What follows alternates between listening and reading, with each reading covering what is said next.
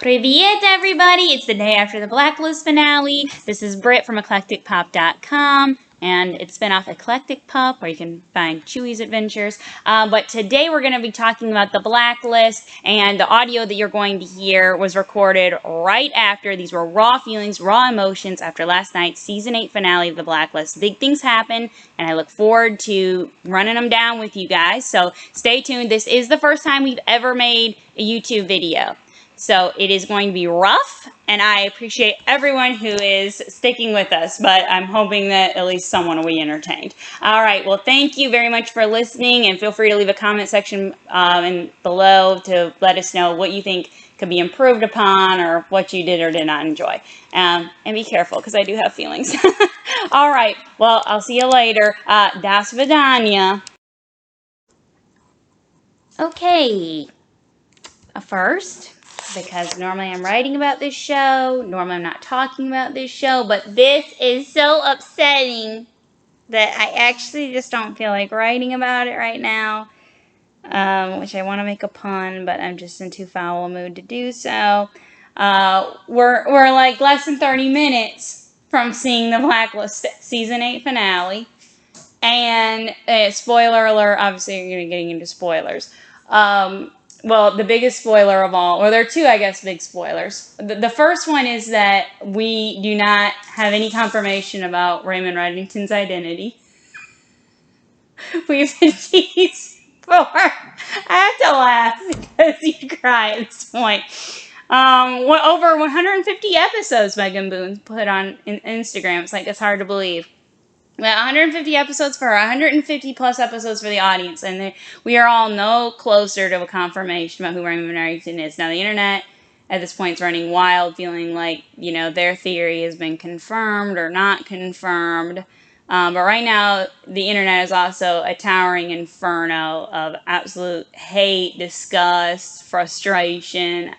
I get it. I understand it. I'm not at that level that some of the people are, because I'm just so thankful for the ride. But we've got a huge backlash going on right now. And the Twitter sphere, I went online after what happened because I thought there was going to be an interview, an exit interview with Megan Boone, a Q&A with the creator, John Bokenkamp, and the executive producer, John Eisendrath. Neither of the two Johns spoke out following the finale, which I find to be deeply unsettling.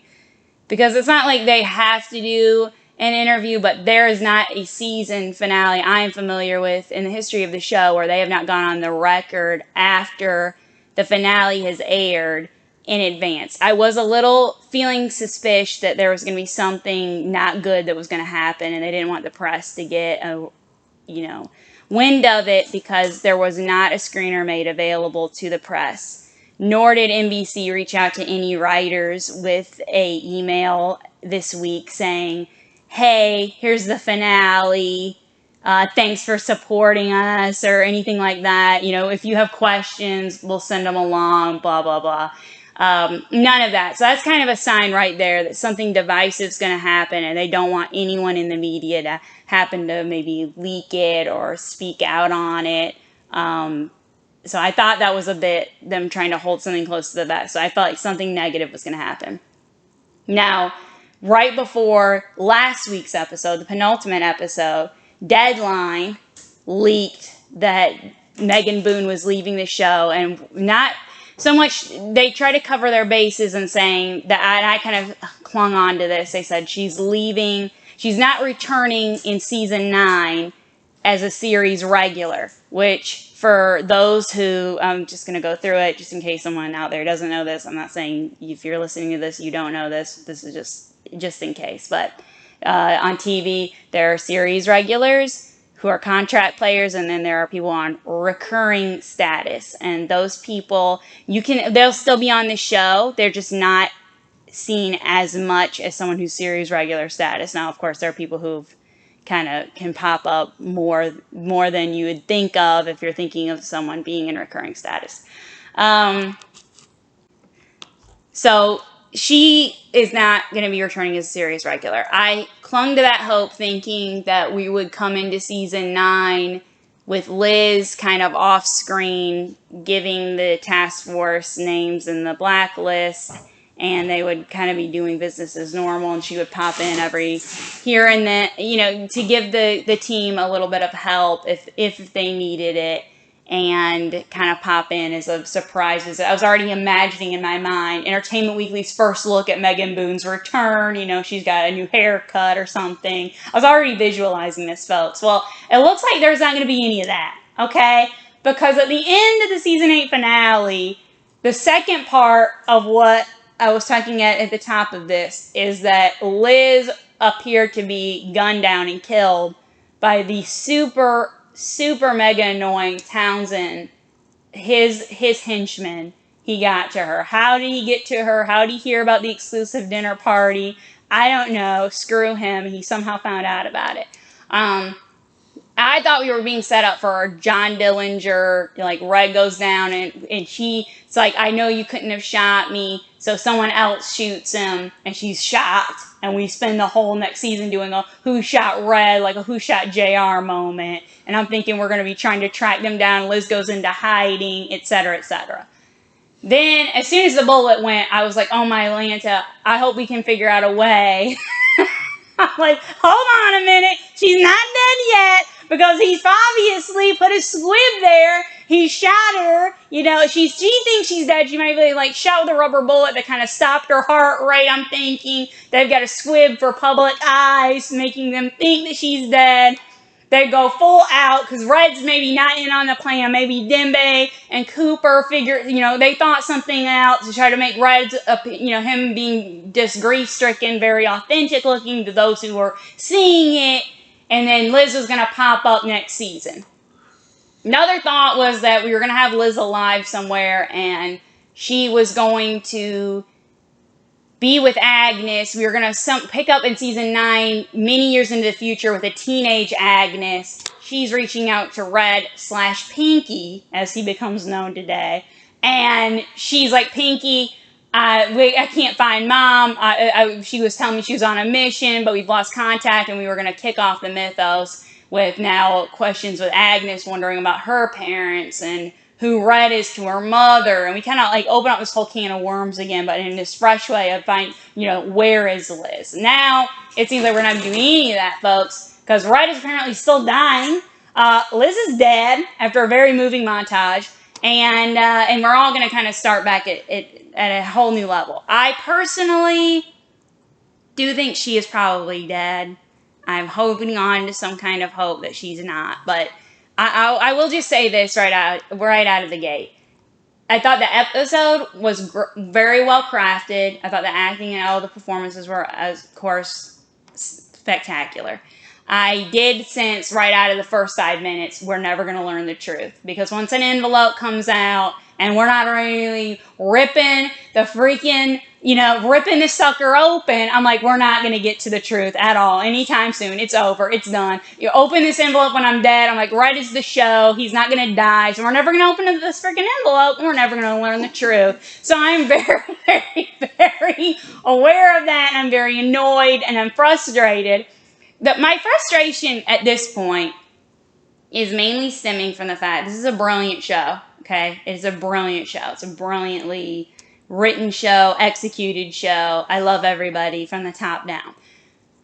At this point, 8 years in, fans were ready for answers. I think fans deserve those answers. I know there's a lot of questions in the community about what is fan service and what do fans, finger quotes, deserve. But, I'm a big believer that when you make the fans happy, they keep coming back. That's not a bad situation. That's not a bad give and take relationship between you and the creative powers.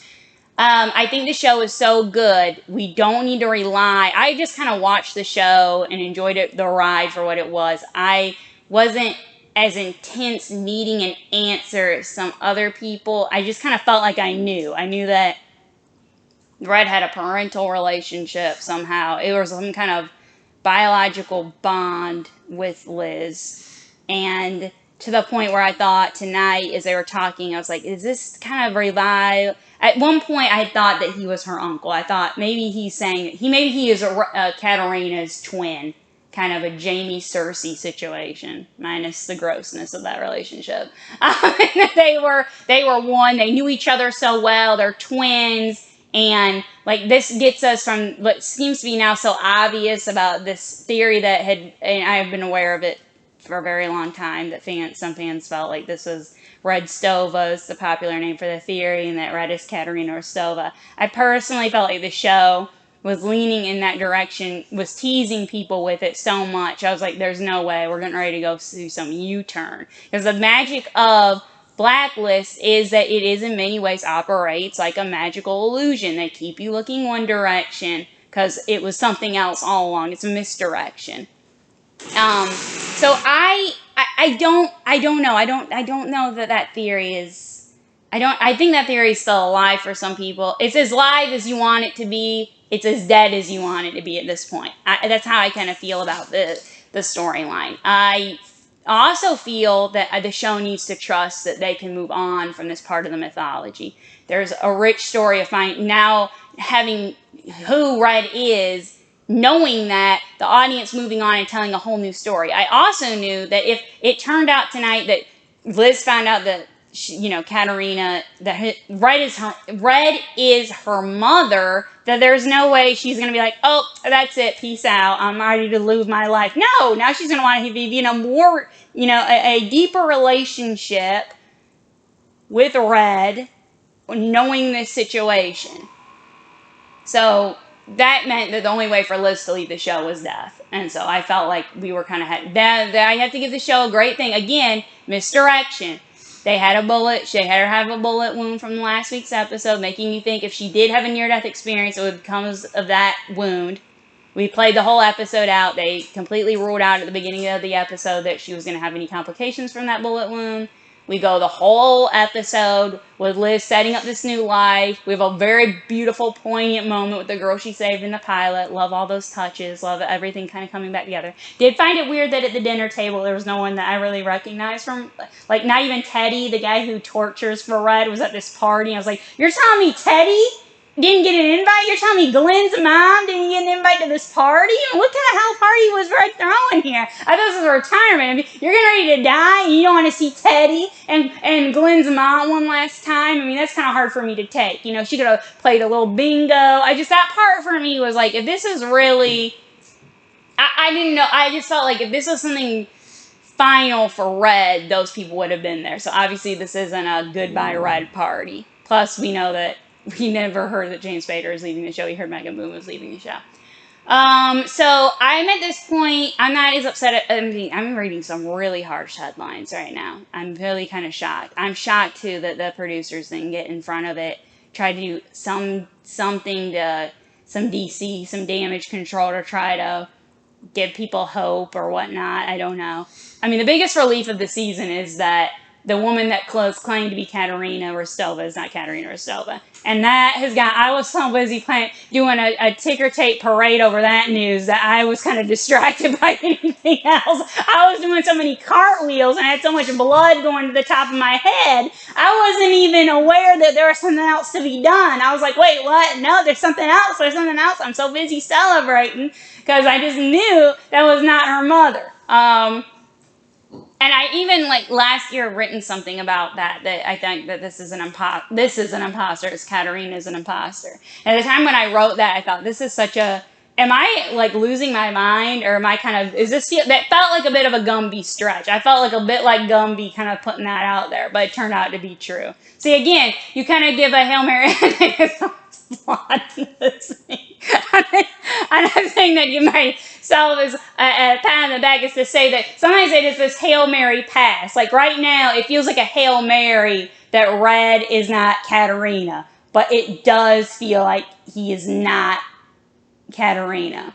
So I feel as much saying that Red is not Katerina like I did that Katerina was an imposter. Both Hail Mary passes, but something I feel like is gonna land that way. If Red is Katerina, that was it. That's all they needed to say tonight. We could have moved forward, especially in 2021, telling a story talking about all that means, talking about all that means for Liz, talking about, I mean, everything that means for the audience and what it does and what it does not mean. They're really working hard, though. Oh, another thing that they left open that frustrated me was that they keep teasing that Red is dying thing. And tonight, we still don't know what he is sick with. We were promised earlier in the season we were going to finally get answers on that. I'm sorry, I don't think I got any answers on that. There was a heavy hint, again, hints, not answers, not confirmations, that Red is suffering from what sounded like cancer, a cancer that was kind of maybe going in remission and then he thought was going to come back. It sounded like it would be a lung cancer-ish type of thing, something really brutal, something you have a difficulty surviving. But they wouldn't even give us that. They were like, no, they're not even going to give closure on that front either. Liz dying without knowing the truth is the burn for me, because I think everyone, whether you want to admit it to yourself or not, I've always loved Liz. I think she's one of the best heroines that's been on TV. I mean, she's been through so much. She's told such an interesting story. I think that montage kind of put it all together, why she's so special, because she started off the show in a unique position. She started off the show as a married woman, which that is only on sitcoms does that happen. They told a story with a married woman. They told a story about a woman whose marriage kind of went through some ups and some downs, some fist fights. Came out to the other side of that, found out her husband was a spy. I'll always ship that relationship first. And then they made it through that. She's a wife, she's a mother, she's a daughter, she's, a little sister to the task force. She's a heroine, she's someone who kicks tail. But she's also a person with deep compassion for people and has tried to do the right thing. She's been federal agent, and then she's been a criminal, which I thought tonight would have been a good time to kind of talk into that flow of what is a criminal versus an outlaw, which I think Liz and Red, quite frankly, kind of falls under being an outlaw more than a criminal. You can look up to read what the differences of that are. But the philosophical debate of that at the moment. But to say that Liz is very multidimensional kind of goes without saying. But they kind of showed you all of that in that montage, I guess. But for Liz, who has been while I at times have felt like this is kind of a stupid battle to even wage, trying to find out who Red is, I did admire her determination in finding that answer. And after everything she has done and gone through to get this answer to die without, Red couldn't have just ripped open the letter. He could have just been like, okay, and I thought they were going to zoom back, by the way. Not zoom back, they were going to pan back. And they were going to show us Red whisper something to Liz. So all of us could be like, oh, he did say something, he confirmed it. But no, they didn't even do that. Poor Liz just slumps down on the sidewalk, tears in her eyes. God bless Megan Boone. What a performance. And, she's collapsing and, dying on Red for the second time in the show's mythos. And Red, again, he's so dug in, is like, niet. I'm not going to tell her the truth. Niet pravda, Red. Seriously? Seriozna? Seriously, you couldn't have done it. You couldn't have just shared some truth with Liz as she's fading out from this world. Wrestler had even come out of hospital prison. I'm just kidding. He was in jail. He ducked out of the hospital like he was breaking out of jail to get there. And he's like, he gets there to find a dead Liz. My precious Aram's heart's going to be broken. So many precious hearts are now hurt. I don't know where the show goes. I know where the show goes from here. I think there's going to be a switch forward in time. I think Red is going to have somehow healed from whatever he's going through his health, a miracle cure that he doesn't want because he wants his life to be over in many ways. He's going to be taking care of Agnes. And Mrs. French, who out of nowhere became Nanny of the Year. I'm like, this lady's, I'm sorry, what? What's her story again? She's been, and then, oh, by the way, we also have to give it a little tip of the fedora, because the Blacklist kept this going, and I thought, yeah, maybe there is still going to be some truth here, because they had Red look up at the Alice in Wonderland statue, very, very emotional. And I was thinking, that's him emotional, thinking about all the fan theories, all the rabbit holes us fans have had to fall through the years. And he's like, at that moment, I thought he was crying one out for us because he knew that he was like, we're on the precipice of answers. Now I look back and he's like, those poor sobs. Those poor people. Nope, not gonna happen. No answers. Nothing's gonna happen. Yeah, nothing. Absolutely nothing. So, I mean, the show has obviously played. I was reading a piece on CNN where they were like, the show's past its prime. It's kind of time to, it's on its last legs. I don't feel that way. Sorry, CNN. Don't know. I have to really disagree with you. I think the show is, it is such what saddens me is I feel it is so many riches there. And instead of just leaning into those, it's getting caught in this idea that to answer this question will destroy the show. It almost in many ways, and I got thinking about this earlier this week, it's kind of like that Jim and Pam moment. And I say that because it's like The Office saying, can we let Jim and Pam get together? Because once they get together, the fans aren't going to be, annoyed about what's going to happen on the booze cruise. This answer of whether or not they're going to be together is resolved.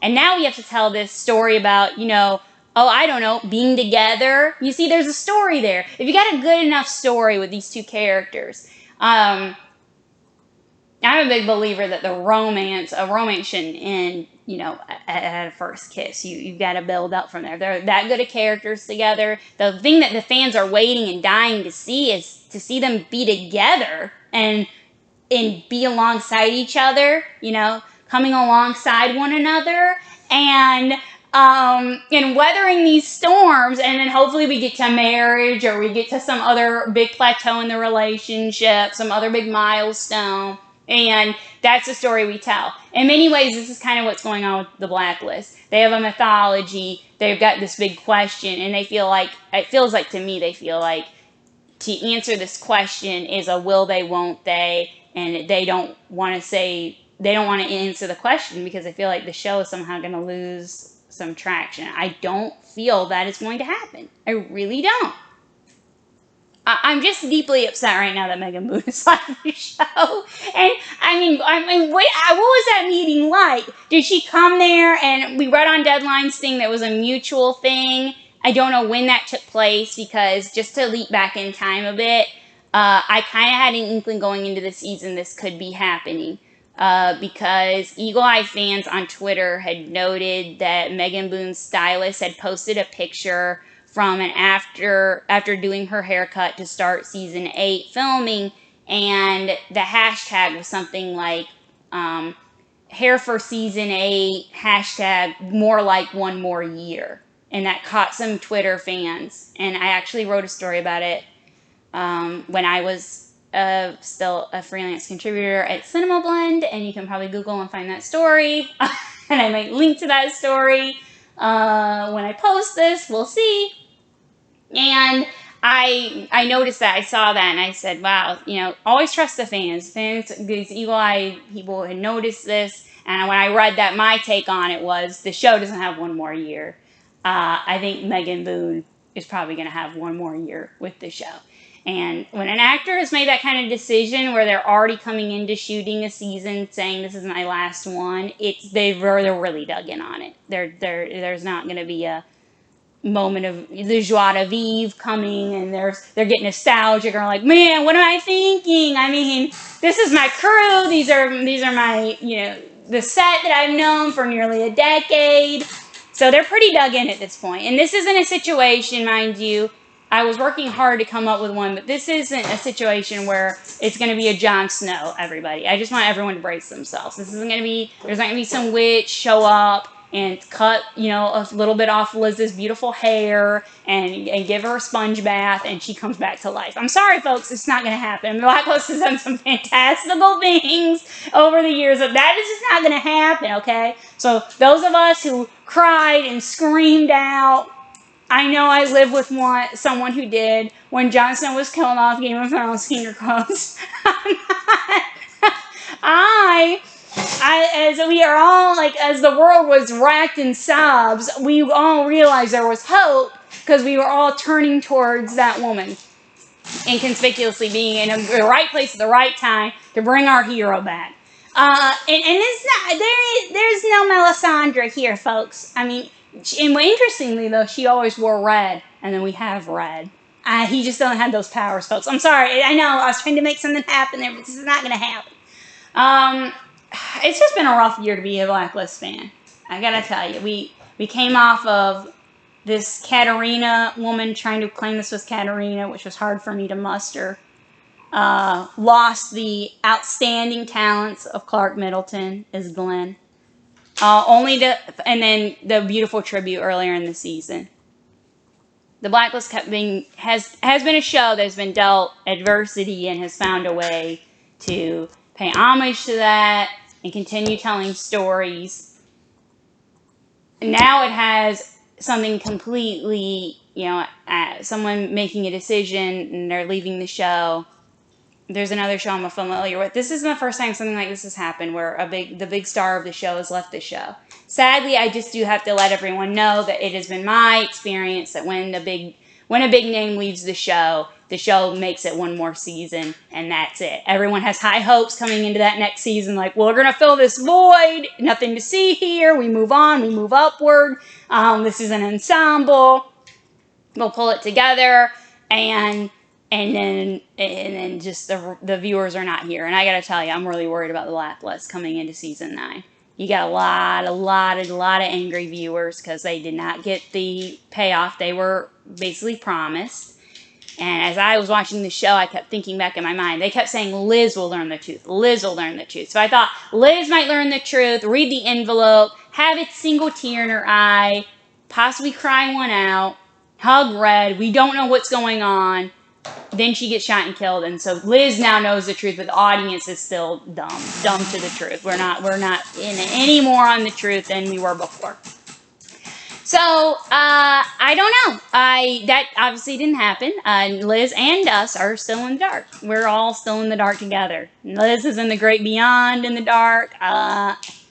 Thankfully she is back with Tom. I kept hoping, by the way, that Tom was going to come back. I mean, this ruins everything for me. I got to completely redo everything I had going on. This wasn't, as the kids would say, in my 2021 bingo card. I just was not seeing this happen.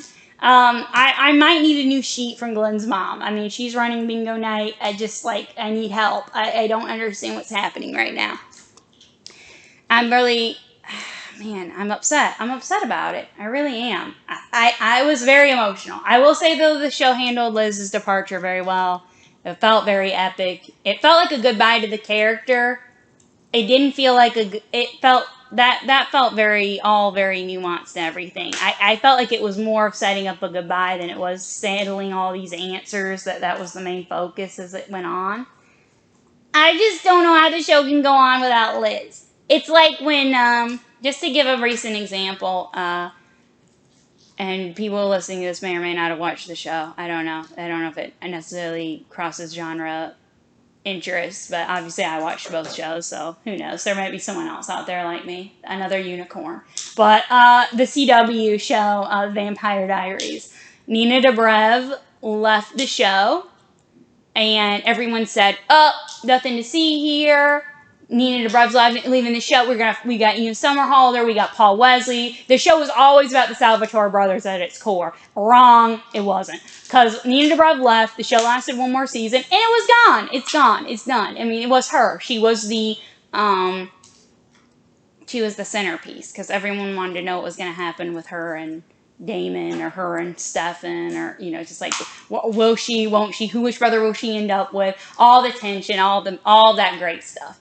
Now the good news is the Blacklist was smart. Years ago, they went ahead and incorporated Megan Boone's real life. She had a child, and they incorporated that into the show. So they have always had Agnes in the wings as someone they could move forward in time and have Agnes, cast a teenage actress to have that.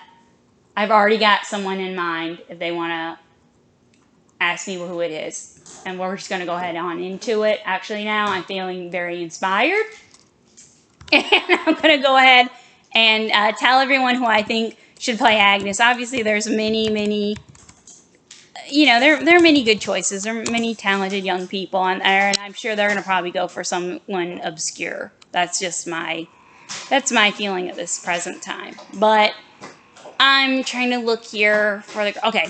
So this person should be, and I'm curious if they could even land this person, but we'll see. We'll see. I'm just putting it out there. I feel like this person could totally go toe to toe with James Spader, because they went toe to toe with someone who's really, really talented and has a lot of presence. And I'm talking about Georgia Wiggum. She played Amy on the second season of The Punisher, otherwise known as the smart mouth teenage girl who was giving Frank Castle a huge migraine headache, but he loved her anyway. God bless Frank. And she held her own opposite John Bernthal. And if she can do that, then I think she and James Spader, that could be something very magical. And I think that I could see that. I could totally see her passing as the child of Liz and Tom. That would work for me. And that would give James Spader something fun to do. I think like a teenage girl and him would be a lot of fun. I think that would be that would rejuvenate the show. I think it would be something exciting. I'd be there for that. I'm going to follow the show. Okay, let me just address this other thing. I'm seeing a lot of people saying they're quitting the show. I mean, they're obviously angry. They're hurting. I understand. It's a 5-step process, grief. But I think it's 5 steps. GRIEF. Okay, whatever. I think, that's 5 letters. You got to, folks. I'm not going to watch season 9 of The Blacklist. That is ridiculous. I'm here for everybody. I'm here to find out what's going to happen next. I'm not saying it's ridiculous for people to feel that way. I totally understand they're frustrated. I am not going to lie and not say I'm frustrated. But it's been such a great ride. I mean, how many shows can you point to right now and say that you got to spend nearly a decade with these characters, that the same cast and crew, the same writers, everybody, nearly a decade, and you still really, really care, and you're deeply invested? That's a long time. That's a big investment. And not only that, but we've been not investing Game of Thrones style, 10 episodes if you're lucky, for 8 years. We're not talking about that. We're talking about a show that has turned out 23 episodes for 8 years. It's pretty remarkable. And dug deep, folks. When other people said, when the pandemic hit, we can't finish our series. We're just going to plop fizz. This is where we end. This is the end. Okay? The end of our season, folks. No. The Blacklist said, no. We're digging deep. We're going to be doing an animated special. We're going to animate what's left. We're going to try to put together the beautiful pieces to make a finale. I thought it was really bold and really brave and very innovative, and just showed me how much, even after all these years, they still really have their heart in the game. They're not here trying to not make a good show. I think that I've still, like tonight, when I saw the quality of the show that I saw tonight, while I didn't agree with some of the choices, that was still a season 1 level production. I didn't see anyone phoning it in. I didn't see any writing phoning it in. They even threw us an amazing cover of one of my favorite songs that I now cannot remember the name of. And I know the tune, and this is a song when everyone was frolicking in the park with Mrs. French. She was there because she's Nanny of the Year, the new Mary Poppins. This could be the lyrics. This could be the end of everything. There we go. Somewhere Only We Know. That's the end. That's the name of the song. It's a cover of Somewhere Only We Know. I don't remember the artist right now. Oh, Keane. Thank you. And how fitting, because Keane is the name of the band, and she's Elizabeth Keane. So you saw a little bit where they're still giving us a few little winks and nods of the musical selection. I mean, to be that involved in the creative process, that they would throw us such a ball like that. I mean, just like, thank you. I see that wink. I wink back. I tip my imaginary fedora back. Okay, and how touching was it that Red took his fedora off, you guys, to put it underneath Liz? Like, I'm dead. It's just like so upsetting. It's just so devastating. Things I cannot handle. my dog Chewy being upset, and Red about to cry. It's like, no, these things can't happen in this world. These things can't, I can't live in this world. I can't. So it's all very exciting. I don't know. I will be back this fall for season 9. I will be looking for, in the coming weeks and months, hope and prayers, sending massive hope and prayers that John Bokenkamp and John Eisendrath will do an interview, and or Megan Boone. I know the actors are kind of constrained about what they can and cannot say at this point, so that's why I'm looking to them to shed light, because they have a lot more leeway and know what they can and can't say, because it's what they do and do not want to say in a lot of ways. And hear what they have to say, because there's going to be a lot of fan outrage. I mean, I haven't seen people this postal since what happened with Game of Thrones when Daenerys, blew up King's Landing, and people were asking for basically the head of Weiss and Benioff. So it's that level of anger in the Blacklist camp. They are so absolutely livid over the situation. I mean, if I were to give you a portrait of what's going on, it's flames, it's rubble, it's absolute destruction and mayhem. I mean, I'm seeing people tearing their t-shirts. I'm seeing people just being like throwing their fedoras from the merch shop, into flames. I'm seeing a lot of upset. I'm seeing a lot of anger. I'm seeing a lot of tears. I mean, to hold on to the happy moments, held on to the moment where Aram and Red and Dembe all, used helium voices. That was a sign that we were going to need that laugh later on. I didn't know how much we were going to need that laugh, but we really need that laugh. But man, I do have to give huge props to Amir Arison, because when he was talking about the finale, he was like, "Whoa, you'll never see it coming." I was like, "Whoa, no, I did not see this coming." We love an actor who just loves his show, and he is just as excited as he was day one, and that keeps me very excited, because if he's still excited, I mean, I obviously have something to be excited about as a fan, right? Because he's going to be coming back. As a story, I could see where this definitely opens up a lot. It opens up a lot, but it's also a very, very, very fresh wound, and I can't get into all the veins of where it's all going to end up yet. So I'm still so upset about Liz.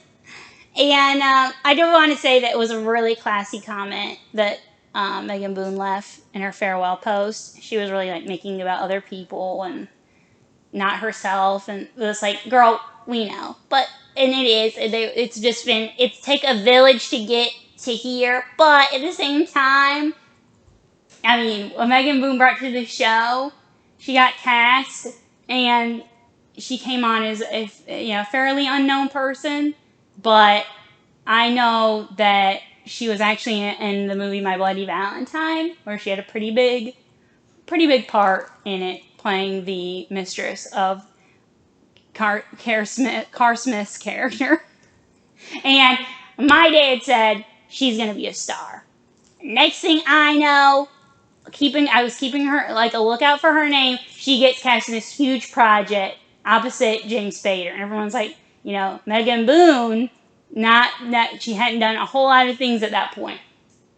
And I think she's shown she's definitely been worthy of the gamble, because everyone was kind of, I've always felt at the time people were skeptical. But, I mean, she just knocked it out of the park. I mean, her and Spader's chemistry, I mean, whoever Red is and whatever that dynamic is on paper, it was something so incredible between the actors. I mean, it was so moving and so genuine, and I do wish that Liz could have spent more time this season loving Red instead of trying to kill him. It's like a real love-hate relationship. It was more hate this season, folks. I didn't want it to go out this way. They did try to make up for it in the end, and that just is, again, a testament to the show that they're at the very end. I've been very frustrated with Liz about wrestler. It was very big testimony to the show that when Liz was, telling Red that she couldn't kill him, I was like, Liz, in my mind, I'm like, Liz, I forgive you for being a total jerk this season. I mean, what you put Red through, trying to blow him up in the hospital, blowing up wrestler when he was trying to come to wrestling. to come to Red's rescue. I mean, you put everybody, you put them through hell. But I still love the guts out of you. I mean, it's just like, no. It's just like, I felt very protective of that character. Because people have really dissed on her through the years. And she has made me very angry at times. But it's just a testimony that you can really be angry. But underneath all of that was a lot of love. And we saw that all come out when Liz's, precious life force was heading to the great beyond, past the Rainbow Bridge. I don't know. I don't know what's going to happen next. But I think I've said that many times as I've been talking about this finale tonight. It is going to be interesting. I don't think anyone can say it won't be interesting to see what they come up with. I am hoping for a time leap in the future. And I am going to stick to my hope, once again, that Georgia Wiggum ends up on the show. And maybe Agnes is going to be going by a different name at this point. I don't know. I mean, that would be something maybe Mrs. French was like, Agnes, I really think that we should maybe ditch Agnes because it's an unusual name. And it's definitely going to maybe, people are going to be like, are you the Agnes? Are you the Agnes Keen? And she's like, no. No, my name is Paige Spleen. And I'm just not. So she just comes up with a new identity. I don't know. I do think that Red and Dembe will be a part of the next season. I am thinking they will find a way to get the task force back into it because they still need Red. And that's something I did want to address too. Last week, it was maybe the week before last week, they had addressed the fact the government had put a burn notice on Liz. And I kept thinking that was going to be what was going to be in the end the thing that killed her. And we never got it resolved. I missed it, that Cooper said they've called off the burn notice. He talked about maybe reaching a deal with Panabaker to get her, basically make her the new Red in terms of being the liaison for the Blacklist. That they never did clear up that. So I thought that was going to be the poetic thing, was that Liz does all this and it all comes down. It ends up not being a criminal who gets Liz, but the government itself. And now we have Red and the government going at each other, which is going to be a very not great situation and a very messy dynamic. So, and then the name of the show would make no sense, right? I mean, if it's the Blacklist, then there's no Blacklist. I don't know. Right? I mean, that's kind of confusing. I mean, for those who don't understand the name, tonight's title wasn't actually named after a Blacklist character. It was the Russian word for ending, because last week was the Russian word for beginning, and this week was the end. So I believe that's konets in Russian. And I'll look that up. Yes, it is konets. Konets in Russian is ending. So it was the ending. Last week was the beginning. So that's how that all makes sense. So this week there wasn't a Blacklist character. Can we really call it an ending? I don't know. I've watched a lot of Russian shows, so then they tend to be very bittersweet. So I guess it was very fitting. I honestly thought this was just very bitter. I mean, at least they kind of throw in a little something sweet there for you. I don't know. It was neat though tonight. Then, interestingly, that Agnes was talking about her mother being a Russian princess, and I was like, I mean, a princess of the intelligence, element, certainly. But she is, as much as they focus, it was very interesting to me, because I thought that was going to tie in, perhaps, they're here at the end about about her father being Raymond Reddington, because she's not a fully Russian person. She's a Russian, Russian on her mother's side, American on her father's side. And the fact that she kind of really identified as a Russian made me go, well, is there going to be some other twist about her being a fully Russian person? I don't because they were making such an emphasis, beginning, ending with the titles of the last 2 episodes being Russian, having Liz identify as a Russian princess, not as a Russian American princess. It does. We do have to address some things with the Red Arena theory or Red Stova theory, whichever one you like to go by. If you're subscribing to the theory, Red had talked about growing up as a boy in Michigan, and my understanding is that Katerina grew up in Russia. And also tonight, Red, talking to Dembe, talked about being very inexperienced and approaching his task. Becoming Reddington is one of inexperience, but of great passion. We know that Katerina was neither of these things at the time, because she had lost all passion. She was not impassioned about being a spy. Her dad had put her up to it, and she just was trying to please him. Kind of like, they should have played Landslide with Stevie Nicks for that, because that was what was going on there. By the way, they did also show Brian Dennehy's version of her grandpa, instead of the recast, which I understand. They had to make a choice, and so chose to honor Mr. Dennehy, and I get that, and I respect that. But then you have the idea that she's also inexperienced.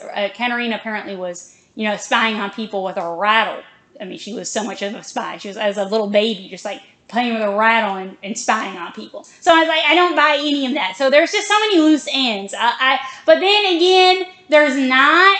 You see, they play it both ways. And a lot of this is like basketball, where you see the guy come up and he's kind of going to fake to the left, or he can fake to the right because the guy's so close to him. The truth was so close to us. The show could have faked out either way, and it makes sense. I honestly am not against either conclusion. I just do want to kind of get this asked and answered and get this on out of the way so we can move on and tell great stories. I think either way, there's a great story. If Red is Katerina, that's a great story. I got a lot of questions, girl. I mean, I got a lot of questions. And then if he's this other person, I mean, that's a whole other can of worms. Liz even tonight was like, who took this picture? I thought that picture had kind of been dealt with in the past, and I felt like that had been addressed because I think she fixated on this picture when she was trying to find the guy who was actually Katerina's husband and her legal father, not her biological father, but her legal father. I forget his name.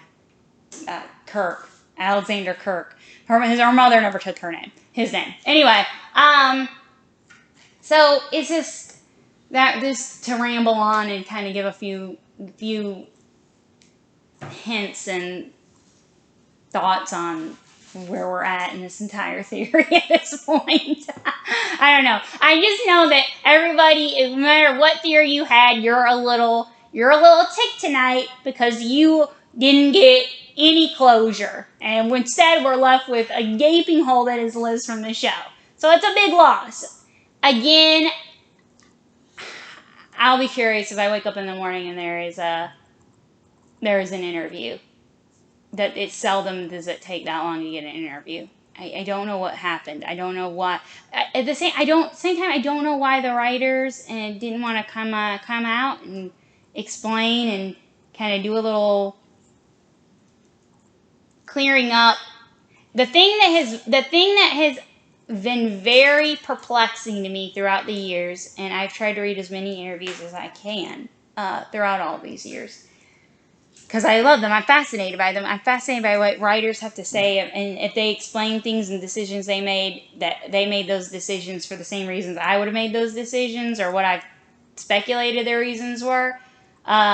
But throughout all of it, I remember very early on, TV Guide had asked Bokenkamp about the Red Stova theory, or the Red Arena theory, and he was basically like, keep watching the show.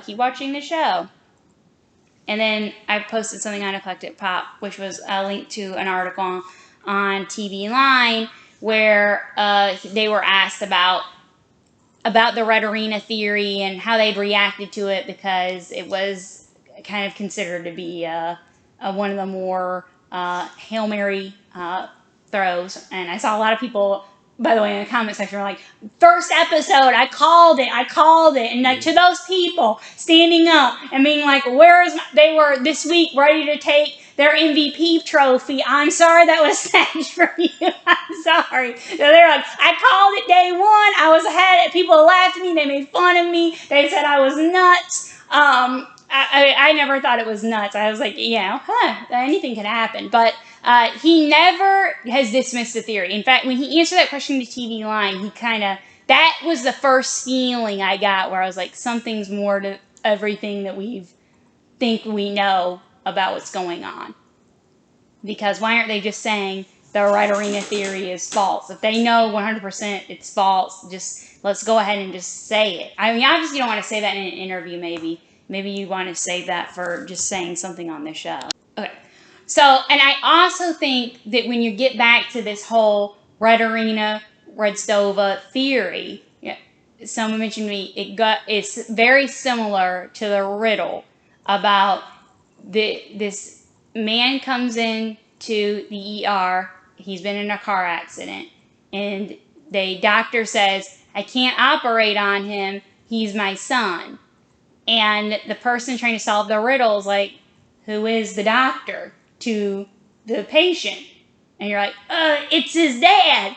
No, it's his biological dad, and he just has been raised by he's been raised by someone else. And you go through all these different things before you come to the most obvious thing, which is that it's his mother.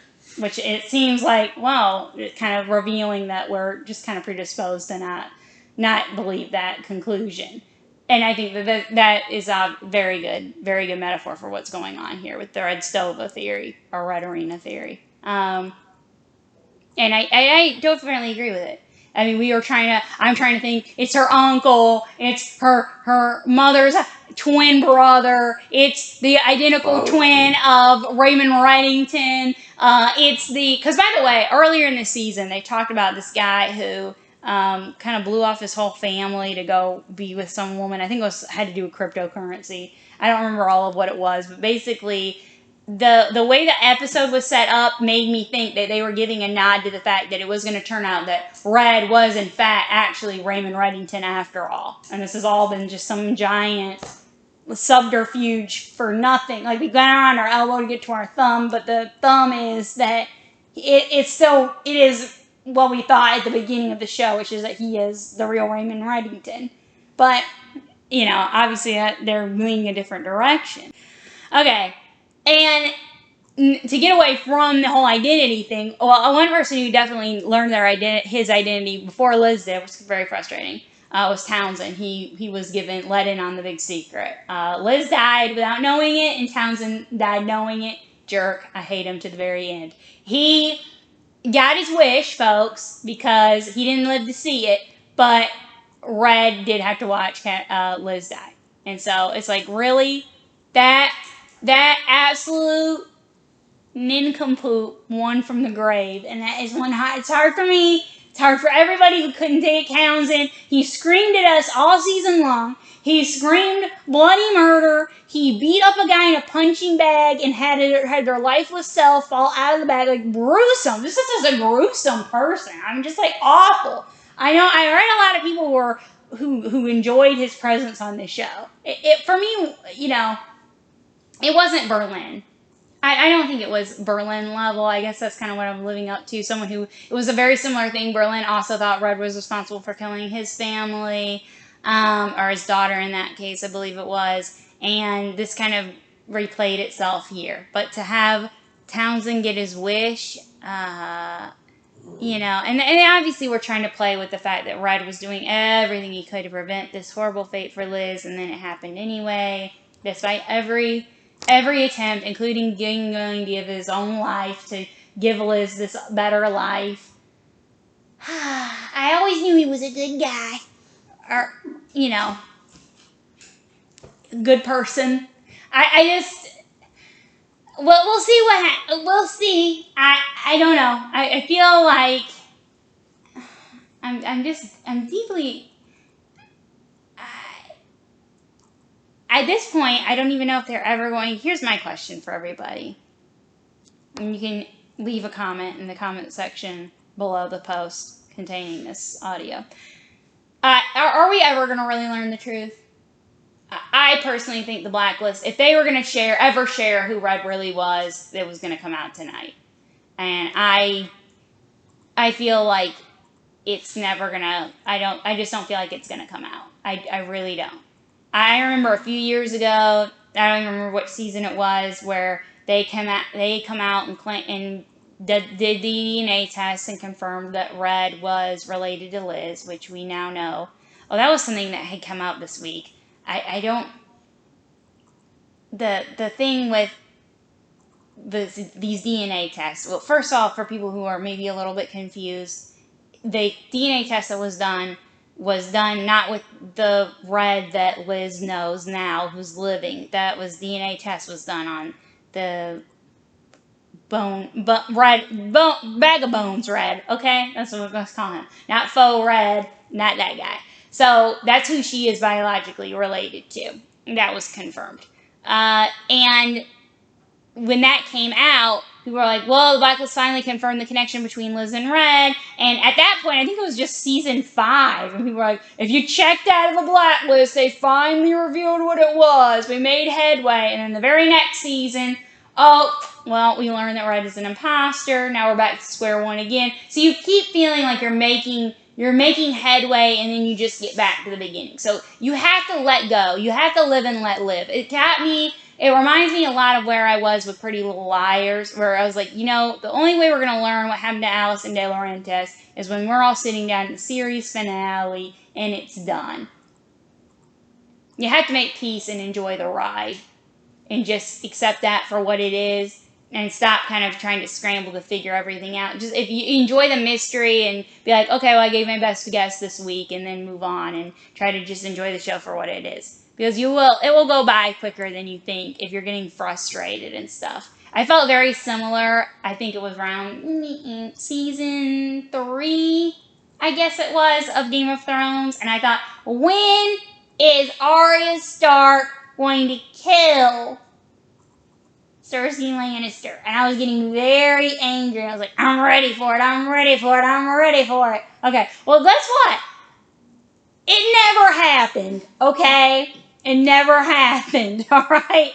By the time that it did not happen, I was honestly not upset about it because I made peace with it. I remember thinking to myself, if I watch this show waiting for people to get revenged, I'm going to be, or avenged, that's the proper English for it.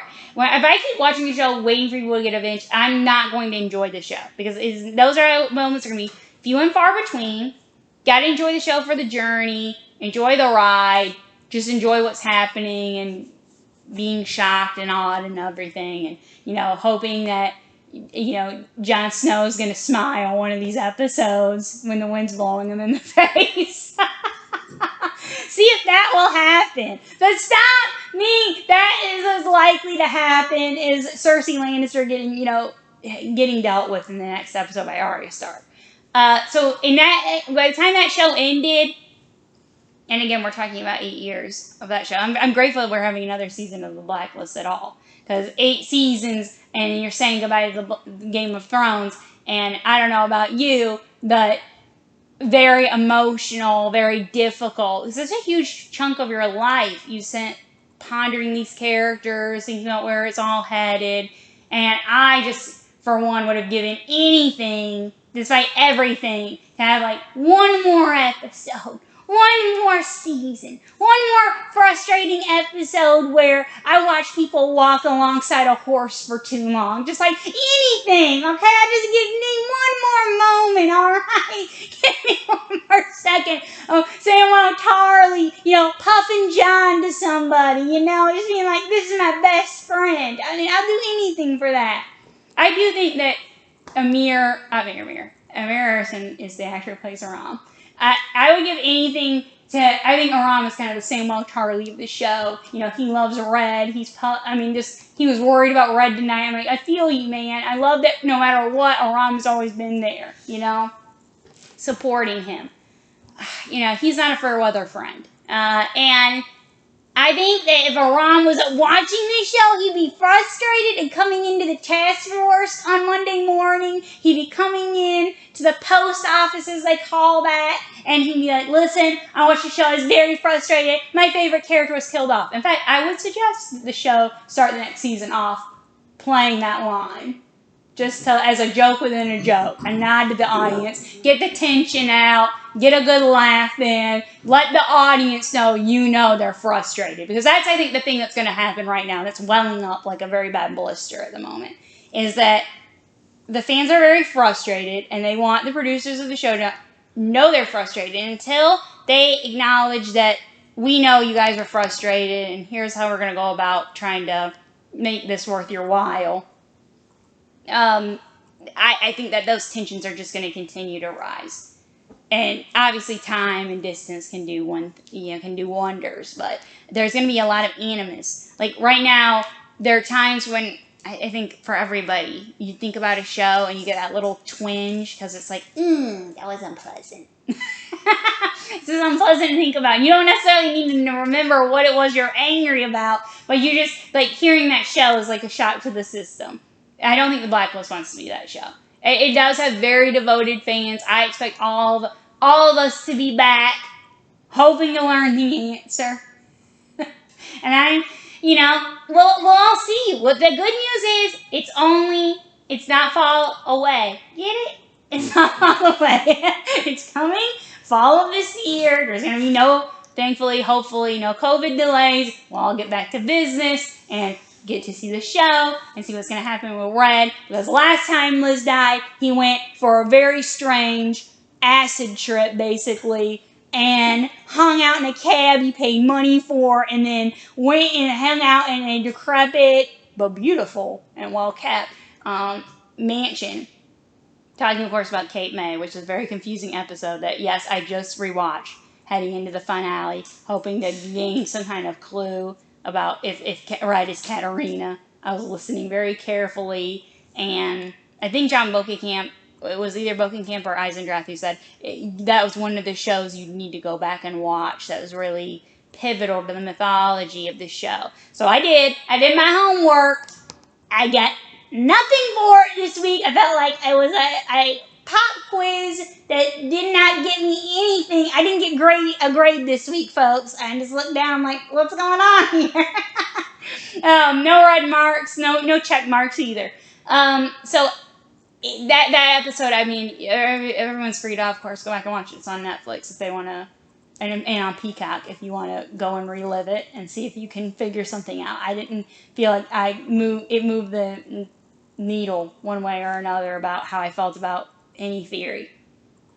So, I mean, I expect another one of those kind of episodes when we get back, sadly. I think that there will be that.